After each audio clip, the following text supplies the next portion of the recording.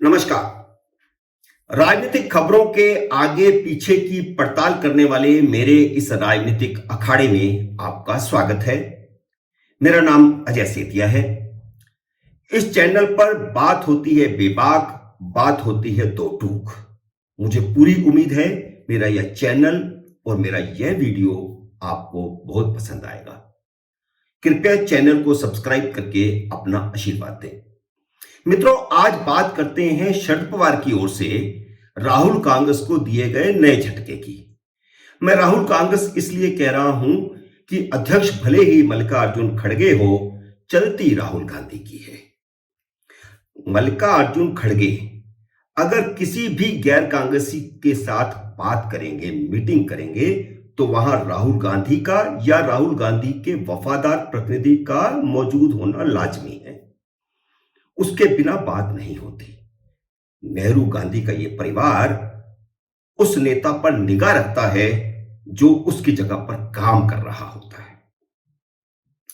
और शरद पवार के साथ बातचीत हो तो स्वाभाविक है कि राहुल गांधी तो मौजूद होंगे ही, और वह भी ऐसी स्थिति में जब शरद पवार ने आंखें दिखाई हो।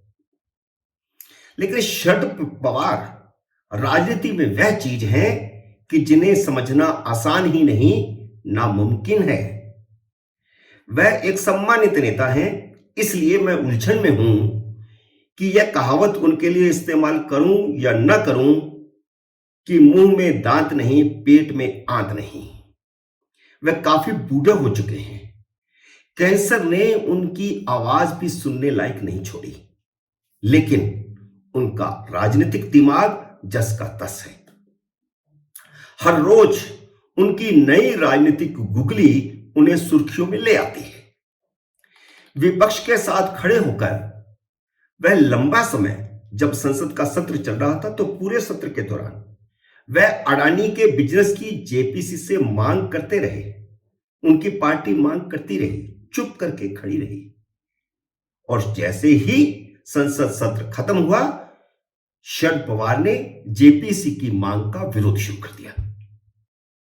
यह उनकी पहली गुगली थी। विरोध से कांग्रेस सकपका गई, क्योंकि यह राहुल गांधी का सबसे बड़ा मुद्दा है। कांग्रेस की प्रवक्ता अलका लांबा ने उन्हें स्वार्थी, लालची, मोदी और अडानी का एजेंट क्या क्या नहीं लिखा। ऐसा लगा कि कांग्रेस और एनसीपी का गठबंधन टूटा के टूटा। लेकिन 5 दिन बाद फिर से गुगली मारते हुए वह मल्लिकार्जुन खड़गे और राहुल गांधी से मिलने दिल्ली आ गए। उन्होंने एक बार फिर उस बैठक के बाद विपक्षी एकता की हुंकार भरी और कहते हैं कि इस बैठक में हालांकि उनकी कुछ बातें नहीं मानी गई, लेकिन उन्होंने फिर से सुपारी ले ली कि वह कांग्रेस के लिए विपक्षी एकता के दरवाजे फिर खोलने की कोशिश करेंगे और बड़े नेताओं से, अन्य क्षेत्रीय दलों के बड़े नेताओं से जाकर के मुलाकात करेंगे। एक तरह से जिस प्रकार नीतीश कुमार विपक्षी एकता के लिए सुपारी लेकर के गए थे, वैसे ही सुपारी लेकर के वे दोबारा आ गए। लेकिन अगले ही दिन फिर एक गुगली मारी और कर्नाटक में कम से कम 40 सीटों पर एनसीपी के उम्मीदवार खड़े करने का ऐलान कर दिया। कांग्रेस की यही दिक्कत है। उसका घर फूंक चुका है, उसके पल्ले कुछ नहीं बचा, लेकिन खुद को पुनर्जीवित करने के लिए वह त्याग करने को तैयार नहीं है। यह जो मल्लिकार्जुन खड़गे के घर पर मीटिंग हुई थी, उस मीटिंग में शरद पवार ने कुछ बातें एनसीपी की तरफ से रखी थी। उन्होंने कहा था कि कर्नाटक में हमें 40 सीटें दे दी जाए, जिनमें से 25 पर एनसीपी लड़ेगी और 15 पर शिवसेना लड़ेगी। लेकिन कांग्रेस उसके लिए तैयार नहीं हुई और बैठक से निकलने के 24 घंटे भी नहीं बीते थे कि ऐलान कर दिया गया कि एनसीपी कर्नाटक में अकेले चुनाव लड़ेगी। असल में महाराष्ट्र के बॉर्डर पर लगते कर्नाटक के इलाकों में मराठी भाषियों का अच्छा खासा प्रभाव है। 1956 में बॉम्बे प्रेसिडेंसी के मराठी भाषी बेलगाम जिले को प्रशासनिक दृष्टि से मैसूर में मिला दिया गया था। उस समय भाषाई आधार पर राज्य नहीं बने थे, बल्कि प्रशासनिक दृष्टि से राज्य बने थे। भाषाई आधार पर राज्य बनने की बात बाद में आई। लेकिन जब 1973 में कर्नाटक राज्य का गठन हुआ तो बेलगाम के 814 मराठी भाषी गांव भी कर्नाटक का हिस्सा बन गए। तब से महाराष्ट्र एकीकरण समिति नाम का एक संगठन इन इलाकों को महाराष्ट्र में शामिल करने का आंदोलन चला रहा है और शरद पवार महाराष्ट्र एकीकरण समिति का समर्थन करते रहे हैं। अभी भी अगर वह इन इलाकों में एनसीपी के नाम से चुनाव लड़ेंगे तो महाराष्ट्र एकीकरण समिति के साथ मिलकर के लड़ेंगे। महाराष्ट्र एकीकरण समिति भी वहां चुनाव लड़ेगी। शरद पवार महाराष्ट्र एकीकरण समिति के समर्थन में अभी हाल ही में आए थे, जब कर्नाटक के मुख्यमंत्री ने ऐलान किया था कि महाराष्ट्र के कुछ इलाकों को कर्नाटक में मिलाने की कोशिश की जाएगी। कर्नाटक के इसी इलाके में, जो अभी कर्नाटक में है लेकिन मराठी भाषी है, उनमें शरद पवार ने कांग्रेस से टिकटें मांगी थी। लेकिन कांग्रेस शरद पवार के पांव फैलते नहीं देखना चाहती, जबकि एनसीपी को राष्ट्रीय पार्टी का दर्जा वापस लेने के लिए कुछ भी करना पड़ेगा।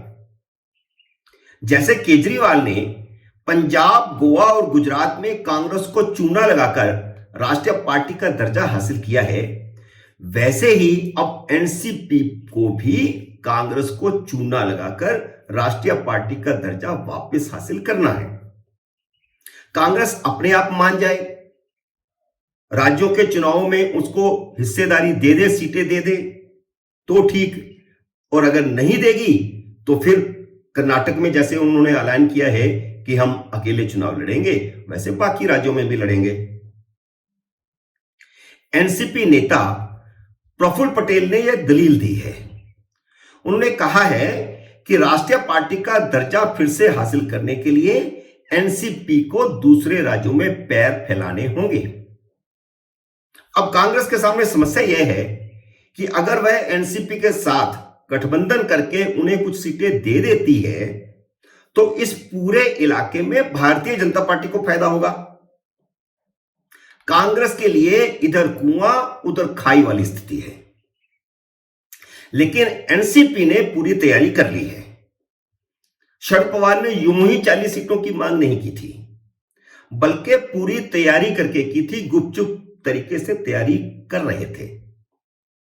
एनसीपी क्योंकि अब क्षेत्रीय पार्टी बन चुकी है, इसलिए उसे चुनाव आयोग से गुहार लगानी पड़ी कि कर्नाटक में चुनाव लड़ने के लिए उसे अपना चुनाव चिन्ह इस्तेमाल करने की इजाजत दी जाए, और चुनाव आयोग ने एनसीपी को इजाजत दे दी थी। इसके बाद ही शरद पवार ने 40 सीटों की मांग रखी थी। जेडीएस ने भी इसीलिए हैदराबाद से लगते तेलुगु भाषी कर्नाटक में भारत राष्ट्र समिति को गठबंधन में सीटें देने से इनकार किया था, क्योंकि ऐसा होने से उस इलाके में भी भारतीय जनता पार्टी को फायदा होता। भारत राष्ट्र समिति के अध्यक्ष और तेलंगाना के मुख्यमंत्री चंद्रशेखर राव ने तो जेडीएस के साथ मिलकर चुनाव लड़ने का बाकायदा ऐलान भी कर दिया था। उनकी कुमार स्वामी से मुलाकात भी हो गई थी, दोनों ने मिलकर चुनाव लड़ने का ऐलान किया था। लेकिन कुमार स्वामी को बाद में समझ गया कि इसका फायदा भाजपा को हो जाएगा, इसलिए कुमार स्वामी ने चंद्रशेखर राव को चुनाव नहीं लड़ने के लिए राजी किया। जबकि शरद पवार की मजबूरी है कि वह पीए संगमा के कारण एनसीपी को राष्ट्रीय पार्टी का दर्जा तो ले गए थे, लेकिन संगमा ने जब नई पार्टी बना ली और संगमा की पार्टी ने अपना आधार बढ़ाना शुरू किया अलग से, क्योंकि संगमा के कारण पूर्वोत्तर में एनसीपी का प्रभाव बढ़ा था, तो बल्कि एनसीपी उस समय राजस्थान तक में चली गई थी। लेकिन संगमा के नई पार्टी बना लेने के बाद एनसीपी का प्रभाव क्षेत्र लगातार घटता चला गया और अब उसका राष्ट्रीय पार्टी का दर्जा छिन गया है। पवार अगर अपनी इस मांग या जिद पर अड़े रहते हैं कि वह कर्नाटक में 30-40 सीटों पर चुनाव लड़ेंगे ही लड़ेंगे, तो इन 30-40 सीटों पर कांग्रेस का नुकसान होगा। वह कहावत सुनी है ना कि दो बिल्लियों की लड़ाई में किसका फायदा होता है? आप इशारा समझ ही गए होंगे। मित्रों, उम्मीद है मेरा यह वीडियो आपको पसंद आया होगा। कृपया लाइक, शेयर और मेरे इस चैनल को सब्सक्राइब करते जाइए। अगले वीडियो में मैं फिर आपसे मुलाकात करता हूं। तब तक नमस्कार।